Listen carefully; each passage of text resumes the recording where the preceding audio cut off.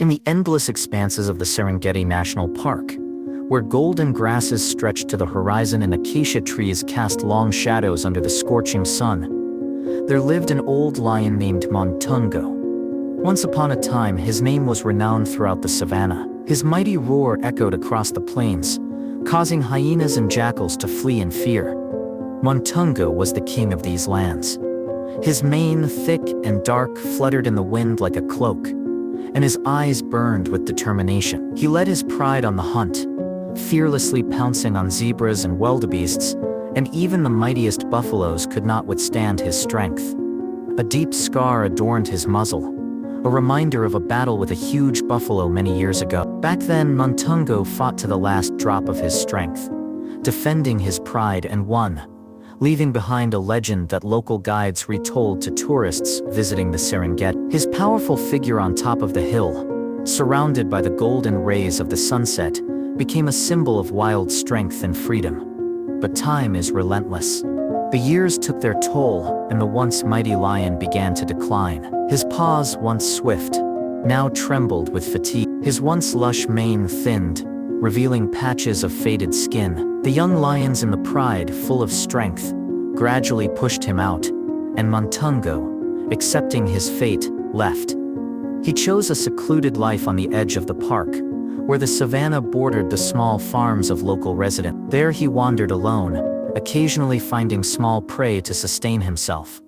Local farmers living nearby were used to seeing his thin figure slowly wandering along the fence. They called him Old Montungo, and although they were afraid of him, they respected him as a living legend. Sometimes they left pieces of meat by the fence, knowing that the old lion could no longer hunt as he once did. Montungo, sensing their kindness, never growled or threatened them. He silently took the food and went to rest in the shade of an acacia tree. One day, in the midst of the dry season, when the sun was mercilessly beating down on the savanna, Montungo had not eaten for almost a week. His ribs were visible under his skin. His eyes were dull, and every step was difficult. He wandered in search of water or prey, but his strength was failing him. That day, he noticed a small puddle of liquid mud under a lone acacia tree, whose roots clung to the dry ground. Hoping to find some coolness, Montungo staggered to the puddle and sank into it. The mud cooled his exhausted body, and unable to resist his fatigue, he fell into a deep sleep. The hours passed. The sun rose higher and higher, and the puddle began to dry up. The mud hardened, enveloping the lion's body like a trap. When Montungo woke up, he was tormented by hunger, and his paws refused to move. He tried to get up, but the sticky mud held him, sucking out his last strength. The lion let out a faint moan that carried across the dry grass, mingling with the rustle of the wind. He was too weak to fight, and for the first time in his life, he felt that the end was near. At that moment, 3 farmers were working nearby: Kamau, Amina, and Joseph. They were repairing the fence separating their fields from the savanna when they heard a strange sound. At first, they thought it was the wind or a distant bird cry, but the sound repeated itself, faint, almost plaintive. Curiosity and concern prompted them to go investigate. Passing through the tall grass, they froze when they saw Montungo stuck in the mud. His once formidable figure now looked pitiful. His fur was matted, his eyes were half closed, and his chest barely rose. The farmers' hearts pounded. They knew they were facing a predator, albeit a weakened one. But the sight of the old lion struggling for his life aroused their pity. Kamau, the eldest among them, said, "This is old Montungo. We cannot leave him to die." Amina and Joseph nodded, and they decided to act.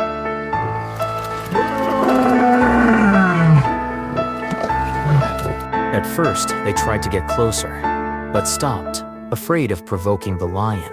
Montungo only moved his head slightly, unable even to roar. Then the farmers began to look for a way to pull him out. They brought ropes, wooden poles, and a bucket of water from the nearest well.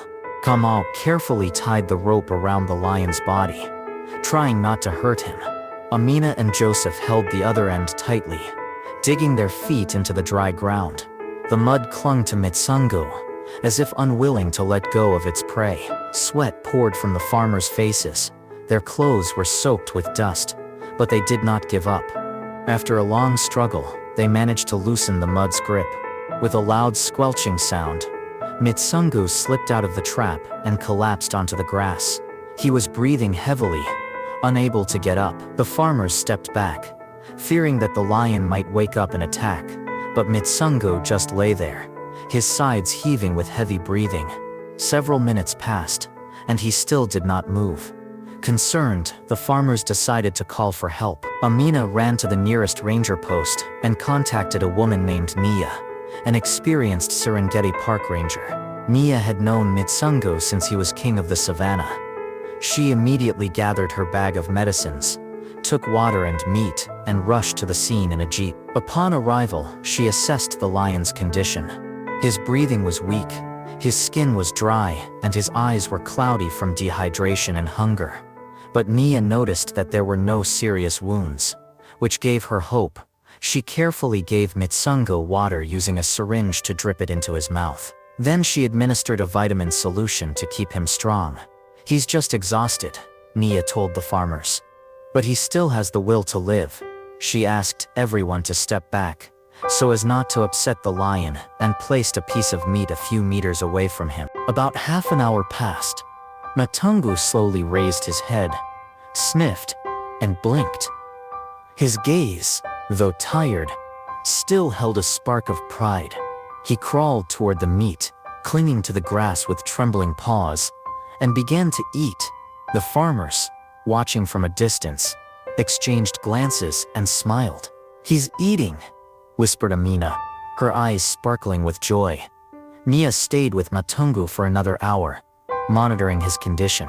She contacted the reserve team and informed them that the lion needed observation. They decided that if his condition did not improve, he would be moved to a special area of the park where he would have access to water and food.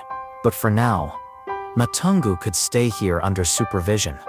As the sun began to sink toward the horizon, Mitsungu, still weak, stood up on his paws. His movements were uncertain, but he took a few steps away from the ill-fated puddle. He stopped, turned his head, and looked at the people. There was no threat in his gaze, only silent gratitude. Then he slowly wandered toward the bushes, where he could hide from the sun. Kamau, Amina, and Joseph returned to their work, but their hearts were filled with pride. They had saved the legend of the Serengeti. In the evening, sitting around the campfire, they discussed what had happened, laughing at how afraid they had been, but how they had decided to help anyway. They promised to keep an eye on Mitsungu and let Nia know if he appeared at the fence again. The next day, news of the old lion's rescue spread throughout the surrounding villages. Tourists visiting the Serengeti heard the story from their guides and gazed admiringly at the savanna, hoping to see Mitsungu. Nia and her team continued to patrol the area, bringing food and water for the old lion. They saw him gradually regain his strength, although his steps remained slow. Mitsungu no longer roared like he did in his youth, nor did he climb hills to proclaim his greatness, but there was still a spark of life in his eyes, fueled by the kindness of people. Every morning he watched the sunrise, as if remembering the days when he ruled the savanna. And although his time was coming to an end, he knew he was not alone. Mitsungu's story became a legend, not only of strength and pride, but also of compassion. It reminded everyone that even an old king deserves a chance at life, and that in the wild, where the laws of survival reign, there is room for humanity.